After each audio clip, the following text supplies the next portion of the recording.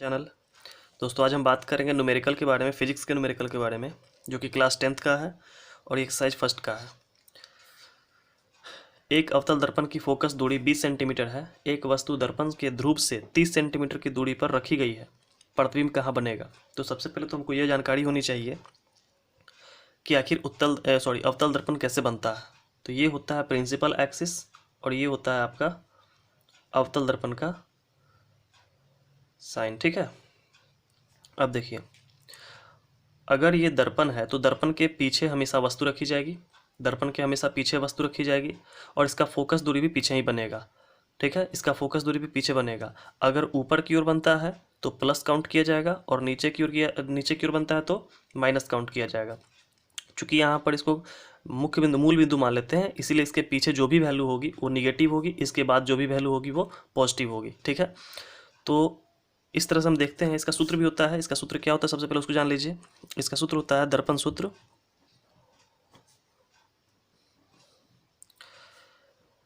एक बटे में भी प्लस एक बटे में यू बराबर एक बटे में एफ। अब यहाँ पर भी किस को दर्शाता है? तो प्रतिबिंब की दूरी को भी कहते हैं, वस्तु की दूरी को यू कहते हैं और एफ को फोकस दूरी कहते हैं। बस इन्हीं तीनों पर आपका न्यूमेरिकल ये सॉल्व हो जाने वाला है। देखिए कैसे। चूंकि बोला एक अवतल दर्पण की फोकस दूरी 20 सेंटीमीटर, तो एफ आपका क्या है? 20 सेंटीमीटर। अवतल दर्पण में फोकस दूरी निगेटिव होता है। ठीक है, और वस्तु की दूरी यहाँ पर क्या दिया हुआ है?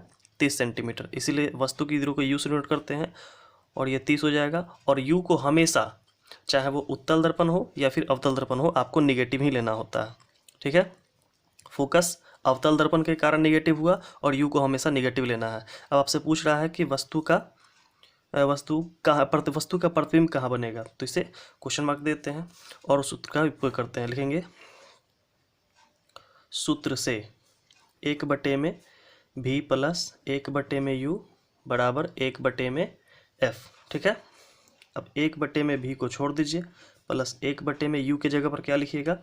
-20 बराबर एक बटे में एफ के जगह पर, इसके जगह पर 30 लिखिएगा और इसकी जगह पर -20। ठीक है, अब क्या होगा? एक बटे भी बराबर, चूंकि यहाँ पर नेगेटिव साइन ऊपर चला जाएगा 1/20 और नेगेटिव साइन है, पॉजिटिव नेगेटिव नेगेटिव होगा, नेगेटिव साइन बराबर के उधर जाएगा तो पॉजिटिव साइन हो जाएगा, एक बटे में 30। ठीक है, अब देखिए एक बटे भी बराबर क्या हो जाएगा?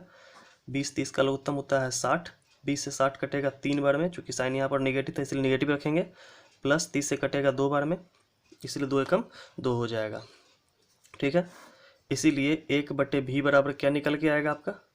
3 से 2 सब्ट्रैक्ट करेंगे, माइनस प्लस माइनस काम होगा घटाने का, 3 से 2 गया 1, वैल्यू ज़्यादा माइनस का है इसलिए साइन लग गया माइनस का। बटे में कितना है? 60। अब क्रॉस मल्टीप्लिकेशन करेंगे तो भी में -1 से मल्टीप्लाई होगा तो -1 बराबर 60 में 1 से मल्टीप्लाई होगा तो 60। चूँकि साइन को इधर से हटा करके उधर ले जाना है तो दोनों साइड मल्टीप्लाई कर देंगे माइनस से, तो माइनस माइनस प्लस हो जाएगा और इधर माइनस का साइन ऐड हो जाएगा। अब जब साइन निगेटिव आएगा तो हम समझ जाएंगे कि वस्तु की प्रतिबिंब जो है वो दर्पण के पीछे बनी है, यानी वस्तु जिस तरफ रखी हुई है उसी तरफ इसका प्रतिबिंब बन गया। तो इसे हम लिख सकते हैं कि वस्तु की प्रतिबिंब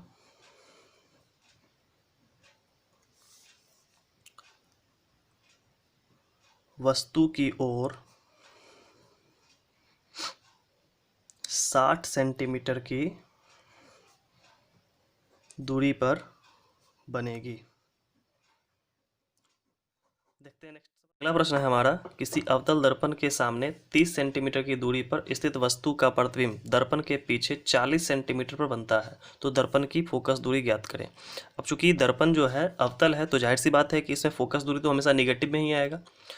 अब बात करते हैं प्रतिबिंब की। पहले ध्यान दीजिए, किसी अवतल दर्पण के सामने 30 सेंटीमीटर की दूरी पर स्थित वस्तु, यानी कि वस्तु का दर्पण से दूरी कितना है? 30 सेंटीमीटर। चूंकि वस्तु की दूरी इसलिए हमेशा क्या होगा? निगेटिव होगा, ऋणात्मक होगा। अब बोला है प्रतिबिंब दर्पण के पीछे बनती है। दर्पण के पीछे का मतलब क्या होता है कि ये देखिए आपका ये दर्पण हो गया और ये वस्तु हो गया और ये दर्पण के पीछे बन रही है। तो इस साइड बनेगा तो नेगेटिव होगा, इस साइड बनेगा तो पॉजिटिव होगा। तो यहाँ पर वस्तु कहाँ बन रहा है, दर्पण के पीछे, प्रतिबिंब कहाँ बन रहा है, दर्पण के पीछे 40 सेंटीमीटर पर। तो इसको क्या ले लिया गया, प्लस ले लिया गया, ठीक है। और फोकस हमें ज्ञात करना है, दर्पण की फोकस दूरी ज्ञात करें। तो सूत्र क्या होता है, 1/v प्लस 1/u बराबर 1/f। अब 1 का 1, भी का वैल्यू कितना है, +40। हालांकि प्लस लिखने की आवश्यकता नहीं है, फिर भी समझाने के लिए हम प्लस लिख दिए यहाँ पर। 1/u मतलब 1/में -30 साइन के साथ आता है, बराबर 1/f, ठीक है। अब 40 30 का लघुत्तम लेने पर 120 आएगा, 40 से भाग देने पर 3 बार में कटेगा, 3 से 1 में गुणा करेंगे 3, माइनस प्लस माइनस हो जाएगा, 30 से काटेंगे तो 4 बार में कट जाएगा। अब 3 से 4 तो घटेगा नहीं, इसलिए 4 से 3 घटाएंगे, नेगेटिव वैल्यू साइन ज़्यादा है इसलिए नेगेटिव वैल्यू लगा देंगे, बटे में 120 बराबर 1/f। क्रॉस मल्टीप्लिकेशन करेंगे तो f में -1 से गुना होगा -1 आएगा, और 120 में 1 से गुना होगा 120 आएगा। इसलिए f का वैल्यू दोनों तरफ माइनस से गुना करेंगे तो इधर का माइनस प्लस बदल जाएगा और इधर माइनस लग जाएगा। चूंकि यहाँ पर अवतल था इसलिए यहाँ फोकस को तो ऋणात्मक आना ही था, माइनस में आना ही था, लेकिन चूंकि हमको दूरी लिखना है तो इसलिए दूरी कितनी हो जाएगी, फोकस दूरी कितनी हो जाएगी, 120। साइन हटा करके लिख देंगे, यही हमारा आंसर होगा। उम्मीद करते हैं आपको समझ में आया होगा। नेक्स्ट क्लास में मैं इससे भी डिफ़िकल्ट क्वेश्चन कराने वाला हूँ, इसलिए आप चैनल को अगर सब्सक्राइब नहीं किए हैं तो कर लीजिए, ठीक है। मिलते हैं फिर नेक्स्ट वीडियो में।